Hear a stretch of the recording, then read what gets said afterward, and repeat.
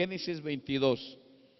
Dice así: tiempo después, Dios probó la fe de Abraham. Abraham, lo llamó Dios. Sí, respondió él, aquí estoy. Toma a tu hijo, tu único hijo, sí, a Isaac, a quien tanto amas, y vete a la tierra de Moriah. Allí lo sacrificarás como ofrenda quemada sobre uno de los montes, uno que yo te mostraré. A la mañana siguiente, Abraham se levantó temprano, ensilló su burro y llevó con él a 2 de sus siervos, junto con su hijo Isaac. Después cortó leña para el fuego de la ofrenda y salió hacia el lugar que Dios le había indicado. Al tercer día de viaje, Abraham levantó la vista y vio el lugar a la distancia. Quédense aquí con el burro, dijo Abraham a los siervos. El muchacho y yo seguiremos un poco más adelante, allí adoraremos y volveremos enseguida. Entonces Abraham puso la leña para la ofrenda sobre los hombros de Isaac, mientras que él llevó el fuego y el cuchillo, mientras caminaban juntos. Mientras caminaban juntos, Isaac se dio vuelta y le dijo a Abraham: Padre. Sí, hijo mío, contestó Abraham. Tenemos el fuego y la leña, dijo el muchacho, pero ¿dónde está el cordero para la ofrenda quemada? Dios proveerá un cordero para la ofrenda quemada, hijo mío, contestó Abraham. Así que ambos siguieron caminando juntos. Cuando llegaron al lugar indicado por Dios, Abraham construyó un altar y colocó la leña encima. Luego ató a su hijo Isaac y lo puso sobre el altar, encima de la leña. Y Abraham tomó el cuchillo para matar a su hijo en sacrificio. En ese momento, el ángel del Señor lo llamó desde el cielo: Abraham, Abraham. Sí, respondió Abraham, aquí estoy. No pongas tu mano sobre el muchacho, dijo el ángel. No le hagas ningún daño, porque ahora sé que de verdad temes a Dios. No me has negado ni siquiera a tu hijo, tu único hijo. Entonces Abraham levantó los ojos y vio un carnero que estaba enredado por los cuernos de un matorral. Así que tomó el carnero y lo sacrificó como ofrenda quemada en lugar de su hijo. Abraham llamó a aquel lugar Yahvé Jireh, que significa el Señor proveerá. Hasta el día de hoy la gente todavía usa ese nombre como proverbio: en el monte del Señor será provisto. Luego el ángel del Señor volvió a llamar a Abraham desde el cielo. El Señor dice: ya que me has obedecido y no me has negado ni siquiera a tu hijo, tu único hijo, juro por mi nombre que ciertamente te bendeciré. Multiplicaré tu descendencia hasta que sea incontable como las estrellas del cielo y la arena a la orilla del mar. Tus descendientes conquistarán las ciudades de sus enemigos, y mediante tu descendencia todas las naciones de la tierra serán bendecidas. Todo esto porque me has obedecido. En esta mañana yo quiero hablarles acerca de este tema que tiene por nombre la fe que teme. Repita conmigo: la fe que teme. Ya escucharon ustedes que él dice que probó Dios. En la versión primera dice probó Dios a Abraham. En otra versión dice Dios llamó a Abraham para ver si realmente le obedecía. Y al final le dijo: ya vi que tú me temes, por cuanto tú no me rehusaste a tu único hijo, ya veo que me temes. Por eso le pondríamos nosotros a este tema la fe verdadera o la fe, escoge el nombre que guste. La fe, para mí, la fe que teme. Quiero decirles que el temor está relacionado con la fe. El temor está relacionado con la fe. Si nosotros decimos que tenemos fe, pero no tenemos temor, no le tenemos temor a Dios, entonces no tenemos fe. Mucha gente dice que tiene fe, pero no teme a Dios. Cuando hablamos de temer a Dios, estamos hablando que tenemos que tener miedo de no obedecerle a Dios. Cuando decimos que tememos a Dios, es que tenemos que estar dispuestos realmente a atender a Dios, a obedecer a Dios. La fe que teme a Dios obedece, en otras palabras, obedecemos a Dios porque tememos a Dios, porque sabemos quién es Dios, porque no podemos contradecirle a Dios, no podemos oponernos a Dios, porque sabemos quién es Dios. Y muchas veces nosotros decimos que tememos a Dios, pero no le hacemos caso a Dios. Desobedecemos a Dios y mucho menos le tenemos miedo a Dios. Porque nos confiamos en que Dios es amor, nos confiamos en que Dios es un Dios de misericordia, nos confiamos en que es un Dios benigno, pero también la Biblia nos dice que es un Dios que hace justicia. La fe verdadera, iglesia, se demuestra con la obediencia verdadera. La fe verdadera se demuestra. ¿Por qué hablo de una fe verdadera? Porque debe haber una fe falsa. También hay fe que no es verdadera, hay una fe ficticia, hay una fe que no es real, hay una fe que no se demuestra. Escúchame bien, yo quiero pedirles, por favor, que vayamos, pongamos aquí un separador y vamos a Santiago, capítulo 2, para que ustedes vean en esta mañana, por cuestión del tiempo, vamos a batallar un poquito porque por lo tanto, yo quiero más bien poner el fundamento, quiero que quede claro el fundamento. Ya los puntos principales los voy a decir muy rápido, pero quiero dejar claro el fundamento.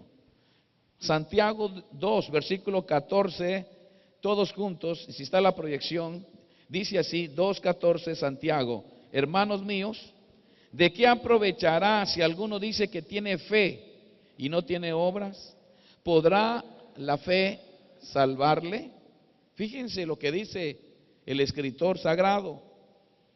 Hermanos míos, ¿de qué aprovechará si alguno dice que tiene fe y no tiene obras? Si tú dices que tienes fe, pero no actúas, no obedeces, no temes, no haces, etcétera, entonces tu fe es muerta.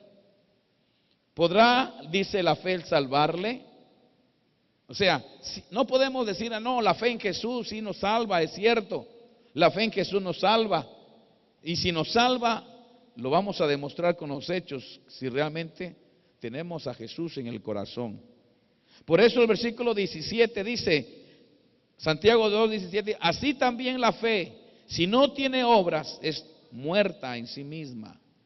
Versículo 21 dice, ¿no fue justificado por las obras Abraham, nuestro padre, cuando ofreció a su hijo Isaac sobre el altar? Vamos a repetir, ¿no fue justificado por las obras Abraham, nuestro padre, cuando ofreció a su hijo Isaac sobre el altar? Dice la Biblia, escúcheme bien, justificados pues por la fe, ¿tenemos qué? Paz. ¿Tenemos paz para quién? A ver, iglesia, por favor, quisiera que estén conmigo en esta mañana. Yo quiero que interactuemos, quiero invitarlos a que participen, quiero invitarles a que se concentren. Dice Romanos capítulo 5, versículo 1, no lo busquen, dice solamente así, justificados pues por la fe, ¿tenemos qué? Paz para con Dios. Ya no tenemos problemas con Dios. Escúchenlo, ya no tenemos un pleito con Dios por causa de la fe en Jesús. Somos justificados por la fe, pero Santiago dice de que no podemos ser justificados con una fe sin obras. Porque por así como Abraham, dice la palabra, no fue justificado por las obras, Abraham nuestro padre cuando ofreció a su hijo Isaac sobre el altar.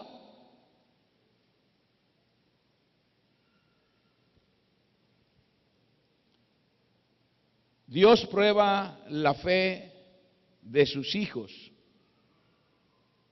Dios prueba nuestra fe.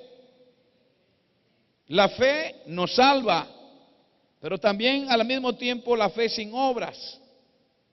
O sea, tenemos que entender que cuando hay una fe genuina, cuando hay una fe genuina, una fe verdadera, se va a demostrar esa fe genuina, esa fe verdadera a través de nuestras obras. En este caso, a través de nuestra obediencia, a través de nuestro temor. ¿Cómo podemos nosotros estar seguros que realmente tenemos una fe verdadera? Si tenemos una fe verdadera, si no estamos haciendo nada, no queremos hacer nada de lo que Dios nos pide. La fe sin obras es muerta. Cuando dice Efesios 2:8, dice, porque por gracia sois salvos por medio de la fe. Escúchenlo, por medio de la fe, y esto no es de vosotros. Efesios 2:8, proyección rápido. Efesios 2:8 dice, porque por gracia sois salvos por medio de la fe, y esto no de vosotros, pues es don de Dios. Versículo 9 dice, no por obras para que nadie, escúcheme bien, no quisiera que ustedes malinterpretaran lo que estoy queriendo decir en esta mañana. Aquí dice que la salvación es un regalo de Dios. La salvación es un ¿qué? Pero es por medio de la fe. Pero la fe sin obras es muerta. Y dice no por obras, o sea, en realidad no son nuestras obras las que van a obtener el regalo de la salvación. No son nuestras obras. No podemos comprar la salvación con nuestro buen comportamiento. Es un regalo de Dios. Por eso dice, no por obras para que nadie se gloríe. Pero el asunto habla de una fe. Es la fe el medio que necesitamos para obtener ese regalo. Pero debe de ser una fe genuina. Una fe que se manifieste con las obras. Porque ¿cómo puede usted comprobar que realmente usted tiene fe en Dios si usted no presenta nada, si usted no entrega nada, si usted no obedece en nada, si usted no le teme a Dios? ¿Me estoy explicando? ¿Cómo nosotros podemos decir que realmente creemos en Dios, tenemos fe en Dios, en su palabra, en sus promesas, y no estamos viviendo de acuerdo a la palabra de Dios? Por eso llega el momento en donde Dios dice, ok, voy a probar tu fe. Voy a probar la fe. Por eso hablamos de la fe que teme. Aquí, ¿qué cosa es lo que hace la fe que teme? ¿Qué es lo que hace? Voy a responder a esta pregunta. ¿Qué es lo que hace la fe que teme? Número 1, primeramente, obedece. Obedece entregando lo que más amamos. Dice esta versión,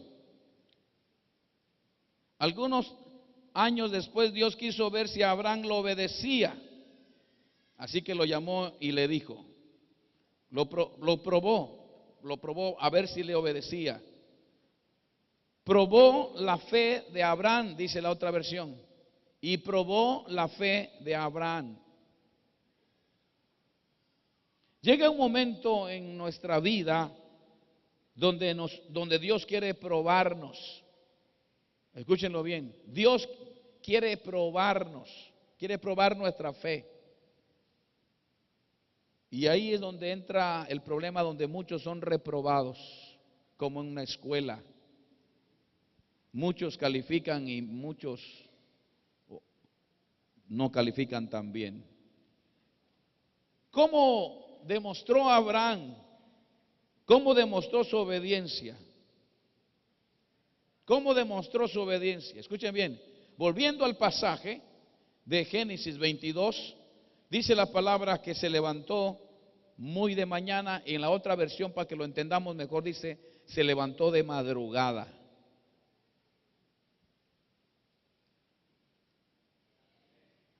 ¿Se levantó qué? Hay muchos que se levantan en la madrugada para robarse la comida en el tiempo de ayuno, para que nadie los vea.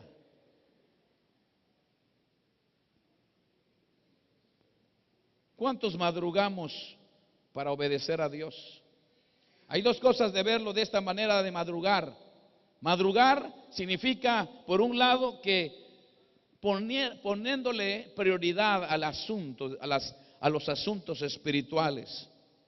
Si no hay prioridad en nuestra vida, si las cosas espirituales, si el reino de Dios, si los mandamientos, las encomiendas de nuestro Dios hacia nuestra vida no son prioridad, no estamos obedeciendo a Dios.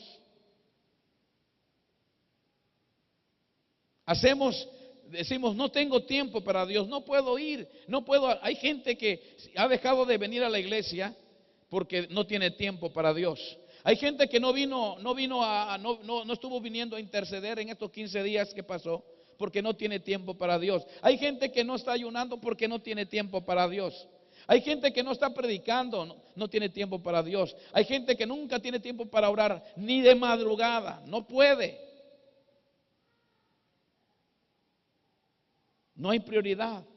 Y por el otro lado, o la otra verdad, ¿cuántas veces madrugamos nosotros para realmente mostrarle a Dios nuestra fe? Para mostrarle nuestra obediencia, para mostrarle nuestra dependencia. ¿Cuántas veces madrugamos? Si decimos que obedecemos a Dios, pero no estamos obedeciéndole, no hay prioridad. La obediencia también se mira en nuestra diligencia. Dice la palabra de Dios que entonces a la mañana siguiente, dice, Abraham madrugó y cortó leña suficiente para hacer un gran fuego, preparó su burro y se puso en camino al lugar de donde Dios le había señalado. Iba acompañado de su hijo y de 2 de sus siervos. Se preparó. De esta manera la obediencia se mira en nuestra diligencia.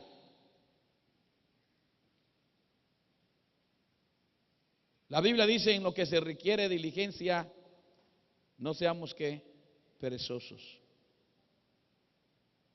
En lo que se requiere diligencia, dice, no seamos perezosos, seamos fervientes en el Espíritu, sirviendo al Señor. Y hoy en día no vemos, hay gente que dice que ama al Señor, pero no sirve al Señor. Y otros sirven al Señor, pero a regañadientes. No hay diligencia, no hay fervor, no hay entusiasmo, no hay pasión, no hay gozo en el servicio del Señor. ¿Cómo puedes decir tú que realmente amas a Dios, que obedeces a Dios, que temes a Dios, simplemente que crees en Dios, que tienes fe en Dios, si no hay diligencia en tu servicio?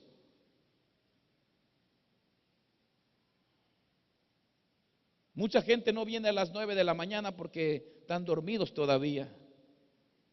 Y otros de por sí llegan tarde. Mucha gente llega tarde a sus citas. Y más cuando se trata con el Señor, porque no son diligentes. Una persona que realmente es diligente, se prepara, hace todo lo que tenga que hacer. Arreglar la casa, la comida, en su trabajo, se peina, se baña, se rasura, se prepara. Hay mucha diligencia, ordena todo, o en su vida, ordena todo. Y no solamente estoy hablando de los quehaceres, de todas nuestras responsabilidades, de todo lo que se requiera para poderle cumplir al Señor. Abraham simplemente dice que agarró y se levantó temprano y cortó la leña y se preparó todo alistó. temprano salió de su casa y se fue. Y sabía que iba, dice, después del tercer día. Fíjense bien, no crean ustedes que fueron encima del burro, porque dicen que nada más llevaron un burro. Y eran 4 personas, él, su hijo y 2 sirvientes. No creo que haya llevado todo, simplemente llevaron todas las cosas. El burro para eso lleva, para cargar las cosas. Se iban caminando hacia una montaña. Estaban caminando, ya llevaban 3 días cuando por fin vieron el lugar. Con diligencia. La fe que teme al Señor, escúcheme bien, obedece entregando lo que más amamos. ¿Qué amamos nosotros? ¿Qué es lo que más amamos? Y le pregunté al Señor, Señor, ¿qué es lo que más ama el hombre? Aquí dice que le dijo, entrégame a tu hijo, a tu único hijo, al que amas tanto. Hay gente aquí que tiene 20 hijos y ya no ama ni uno y ya quisiera que todos se fueran. No, bueno, algunos dicen gloria a Dios, no sé por qué dice gloria a Dios, pero yo quiero preguntarle, ¿qué es lo que más amas tú? El Señor me dijo esto, todo lo que ocupe el lugar mío en el corazón del hombre, eso es lo que más ama el hombre. ¿Qué más? Todo lo que pueda interferirse entre la relación entre Dios y nosotros, eso es lo que el hombre ama. Puede ser tu hijo, tu único hijo, porque hay gente que tienen un hijo nada más y lo idolatran o la idolatran. Tienen un hijo y por medio de ese hijo, tú agarra a una persona que tiene un solo hijo y tócale ese hijo, tócale esa hija, y vas a ver cómo se ponen.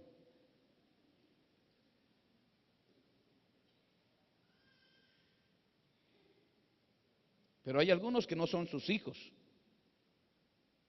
Digo, no que no sean sus hijos, digo, no son sus hijos los que más adoran. Hay algunos que se adoran, se aman a sí mismos más que a cualquier otra cosa. Hay gente que se ama demasiado a sí mismo. Cualquier cosa que ocupe el lugar de Dios en tu vida, cualquier cosa que interfiera entre Dios y tú, cualquier cosa que vaya a impedir, que esté impidiendo que tú obedezcas a Dios, que tú seas fiel a Dios, que tú temas a Dios, eso el Señor te dice, entrégamelo. Demuéstrame, en otras palabras, que realmente me amas.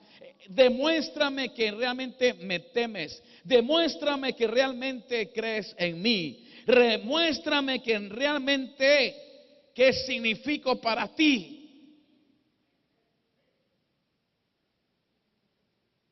Nada ni nadie puede estar por encima de Dios. Si queremos tener una buena relación con Dios, no puede haber nada ni nadie encima de Dios.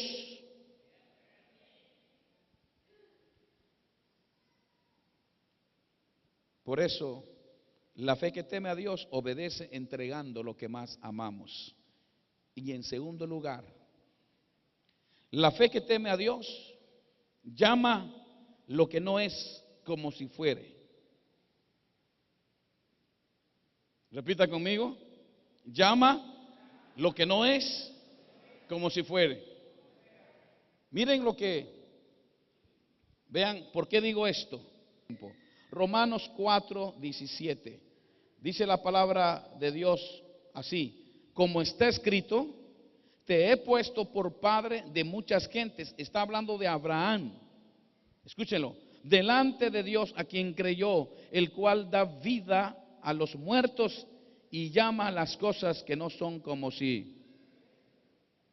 Él creyó en esperanza contra esperanza para llegar a ser padre de muchas gentes. Fíjense, llama a las cosas que no son como si fuesen. ¿Por qué digo esto? Volviendo al pasaje. Fíjense lo que le dice, volviendo a Génesis. Al tercer día Abraham le dijo a sus sirvientes: quédense aquí con el burro mientras mi hijo y yo vamos hasta aquel cerro y que se vea allá a lo lejos. Fíjense lo que dijo: allí adoraremos a Dios y luego regresaremos con ustedes. Él sabía, escuchen bien, iglesia, él sabía de que Dios le había pedido a su hijo y iba a matar a su hijo allá arriba. Sin embargo, ¿qué fue lo que él le dijo a sus sirvientes?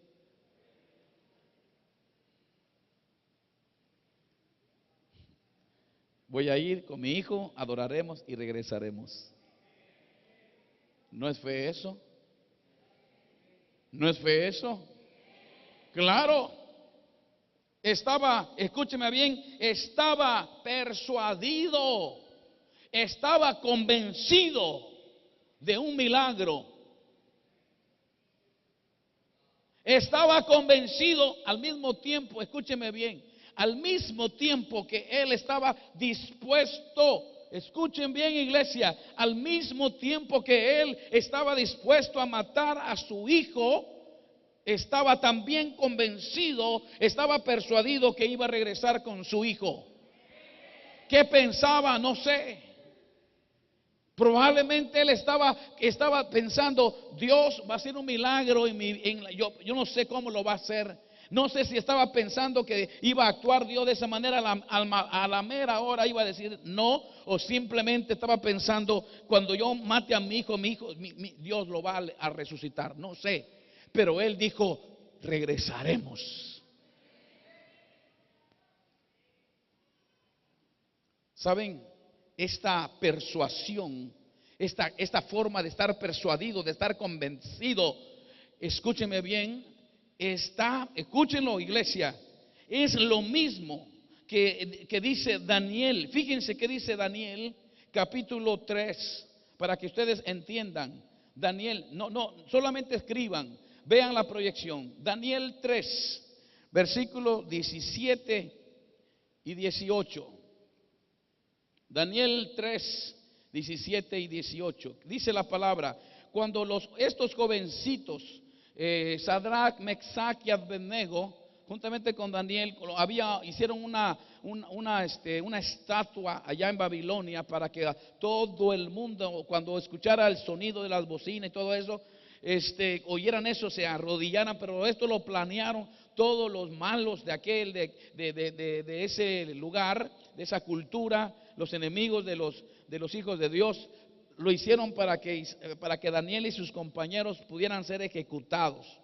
Con esa intención lo hicieron, porque veían que Daniel todos los días se ponía a orar, abría las puertas, y bueno, hay una historia tremenda, usted lo puede leer. Pero cuando llegó el momento en que los llamaron y ellos no se arrodillaron, entonces lo llevaron ante el rey y le dijeron que se tenían que arrodillar. Pero vean lo que ellos respondieron. He aquí, dijo, fíjense, Sadrach, versículo 16, Sadrach, Mesach y Abednego respondieron al rey Nabucodonosor diciendo: no es necesario que te respondamos sobre este asunto, porque él estaba pidiendo que se tengan que doblegar y arrodillarse. Y versículo 17, he aquí, nuestro Dios, a quien servimos, puede librarnos del horno de fuego ardiendo, y de tu mano, oh rey, nos librará. Y si no lo hace, mi Dios, sepas, oh rey, que no serviremos a tus dioses, ni tampoco adoraremos la estatua que has levantado. Wow, eso es convicción. Eso es compromiso. Eso es carácter. Eso es persuasión. Estoy persuadido. Estoy convencido. Los discípulos dijeron, estos varones dijeron claramente: no vamos a adorarte, porque nosotros creemos que Dios nos puede librar de ese horno de fuego. Y si no lo hace, de todas maneras, no lo haremos. Pues Abraham dijo: yo sé, escúchame bien, yo sé que Dios puede hacer un milagro aquí, Por eso él dijo, iremos y regresaremos, iremos, adoraremos y regresaremos. Él estaba convencido de que su Dios podía librarlo de ese sacrificio, pero de todas maneras él dijo, iré y ofreceré a mi hijo en sacrificio, y eso fue contado por justicia, dice la palabra de Dios. Pero llamó las cosas que no son. En el versículo siguiente dice, confió siempre. Cuando su hijo le dijo, fíjense, el versículo 7, pero Isaac le dijo a Abraham, Padre mío, tenemos el fuego y leña, pero ¿dónde está el cordero que vamos a ofrecerle? A Abraham le respondió, ¿qué le dijo? ¿Qué le dijo en el versículo 8? Y respondió Abraham, Dios se proveerá. Él ya sabía. ¿Ya sabía Abraham? No. Lo que pasa es que Abraham, por fe, creyó y llamó las cosas que no eran como si fueran.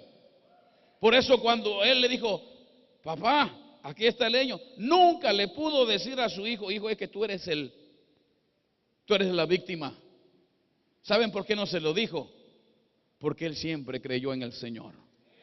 Él siempre creyó. Hay muchas cosas que no deben de salir de nuestra boca. No debe de salir en su boca de usted ninguna palabra equivocada, ninguna palabra negativa, ninguna palabra que no quiera que venga. Salga de su boca únicamente lo que usted desea. Salga de su boca únicamente lo que Dios quiere que sea. Salga de su boca lo que Dios quiere escuchar de su boca. Que salga de su boca aquello que glorifica el nombre de Dios. Salga de su boca únicamente lo que va a traer el poder de Dios. Que salga de su boca todo aquello que va a poner, exaltar el nombre de Dios. Que salga de su boca todo aquello que hace que Dios actúe, que Dios entre en escena.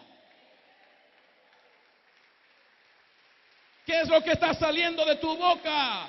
¿Qué es lo que está saliendo de tu boca? No estás enfermo, tú estás sano, tú estás libre. En el nombre de Jesús, no voy a fracasar, no voy a retroceder, me levantaré, el Señor proveerá, el Señor me sanará, el Señor me libertará, el Señor me levantará. Yo iré, adoraré y regresaré. Yo puedo ver el aire acondicionado ya. Yo puedo ver este edificio terminado en el nombre de Jesús.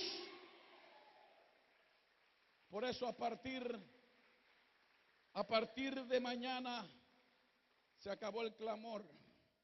A partir de mañana vamos a estar declarando. Y por fe el hombre viene y sella esta palabra. Por fe alguien viene y dice, yo tomo esa palabra, yo pongo, Señor, mi fe y mi confianza en ti. Él confió siempre que era Dios el que provee. Tomen su lugar. La fe que teme llama a lo que no es como si fuere a través de las declaraciones. Confió siempre en quién era Dios. Él confió siempre en quién era Dios. Ahí se manifestó. Por eso yo termino en esta mañana diciendo que la fe que teme a Dios tiene su recompensa. La fe que teme a Dios, escúcheme bien, tiene su recompensa. ¿Por qué? Porque dice la palabra de Dios. Ahí, volviendo a Génesis 22. Así como él dijo, Jehová proveerá. Cuando le preguntaron, Jehová proveerá, él dijo, sí, llamó lo que no es como si fuere. Pero dice la palabra de Dios. Entonces, versículo 11. Y dijo 12, no extiendas tu mano sobre el muchacho ni le hagas nada, porque ya conozco que temes a Dios por cuanto no me rehusaste tu único hijo. Entonces alzó Abraham sus ojos y miró, y he aquí a sus espaldas un carnero trabado en un zarzal por sus cuernos. Y fue Abraham y tomó el carnero y lo ofreció en holocausto en lugar de su hijo. Y llamó a Abraham el nombre de aquel lugar, ¿cómo? Jehová proveerá. En otras palabras, es Jehová Jireh. Jehová Jireh.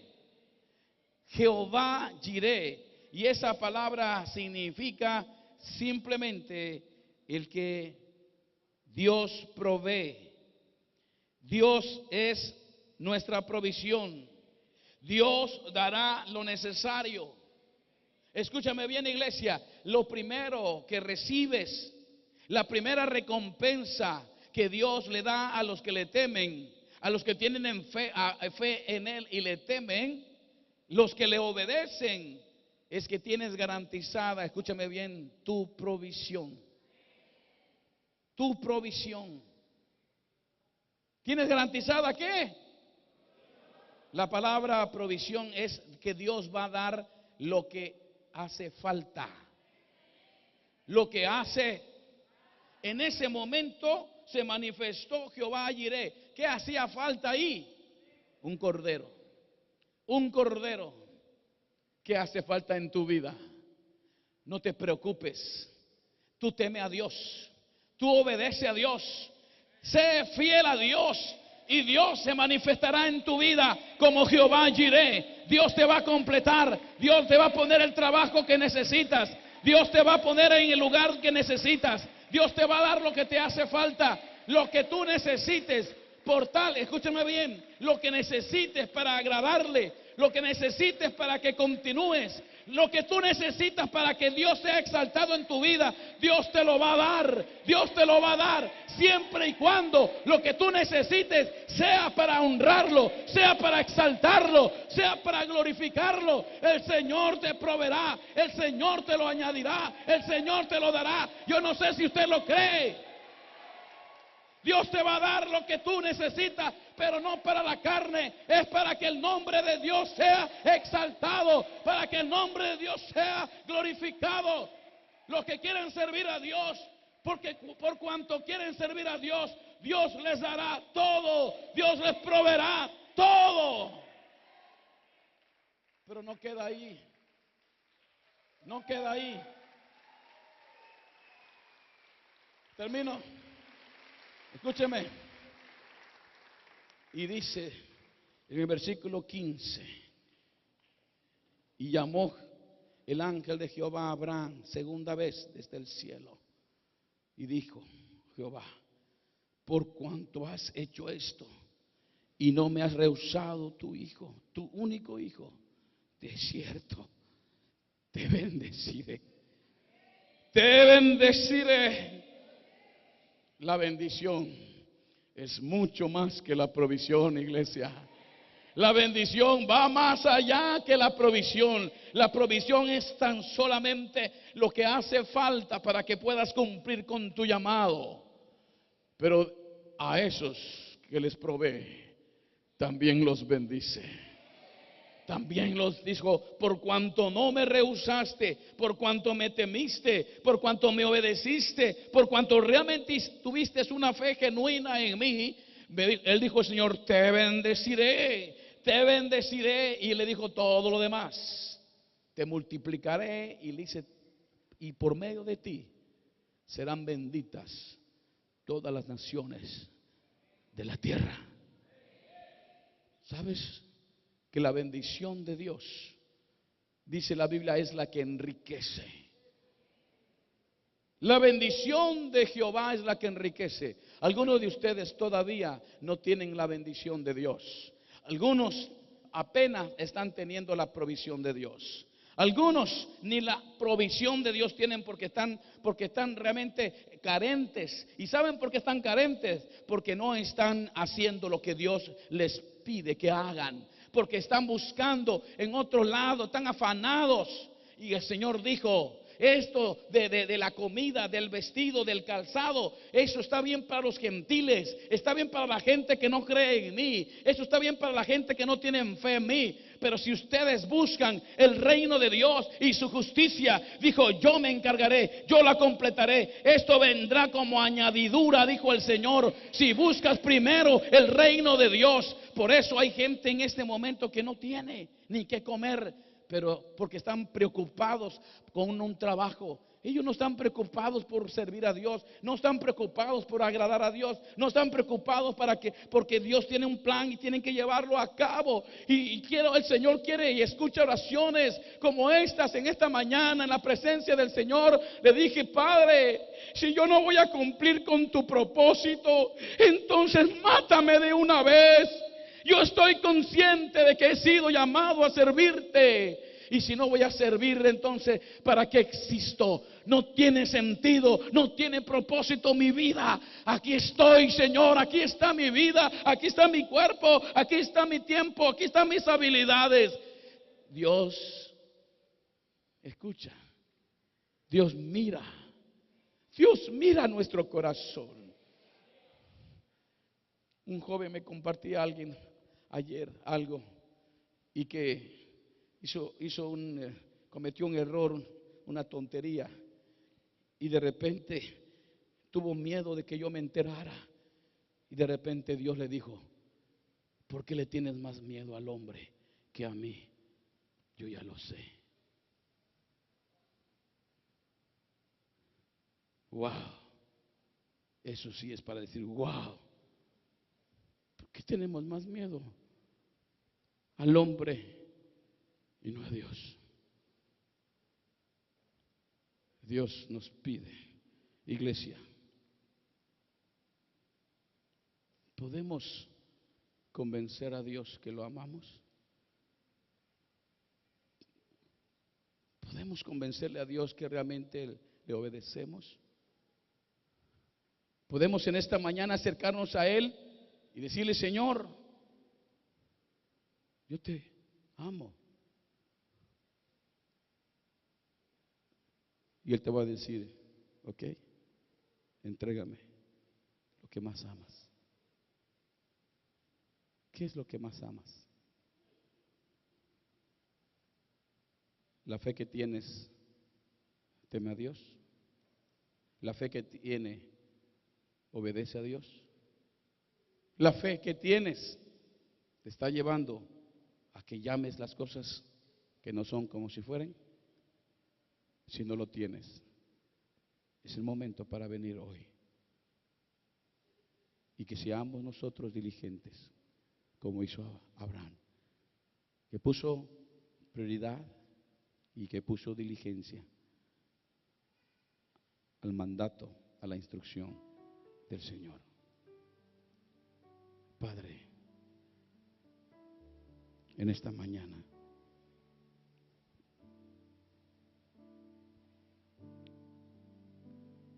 estamos aquí.